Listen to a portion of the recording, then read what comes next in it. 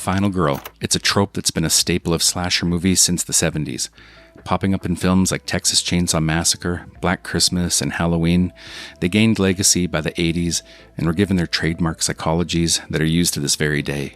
Probably because after 50-some years, the lack of creativity in the industry has exceeded itself, and every swinging dick filmmaker who puts out a slasher movie automatically casts the one woman who best exemplifies the stainless purity of sexual abstinence while giving the audience a whopping dose of gall that she actually remained chaste in the wake of the reefer-pounding jag-offs that she chose to spend the weekend with.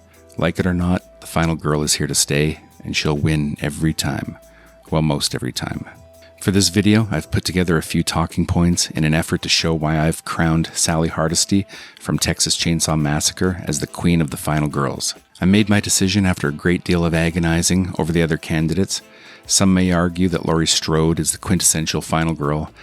She basically created the cliche of how one should act. A bookish virgin who'd rather study and babysit than smoke pot and experience the carnal embrace.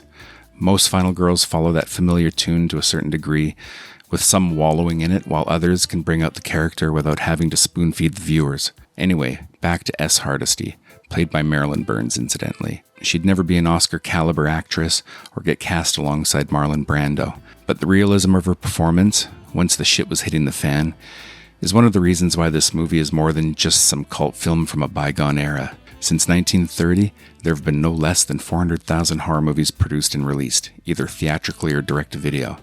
And this movie, along with a short list of elite offerings, stands head and shoulders above them all. And it's not because of Franklin and his incredible raspberry display.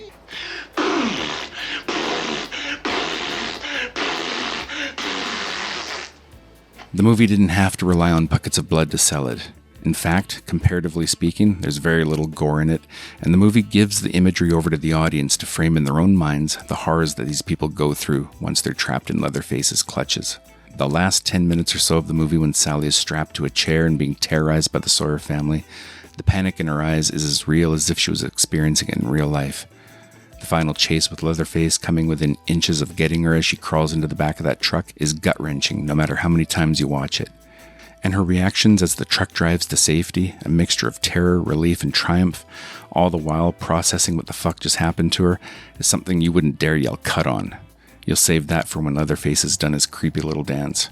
Cut to black and sit there wondering, do people like that really exist?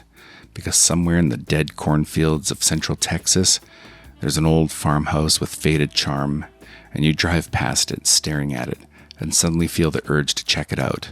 If you're a dude, you're fucked. If you're a woman, ask yourself one question. Will I be as good a final girl as Marilyn?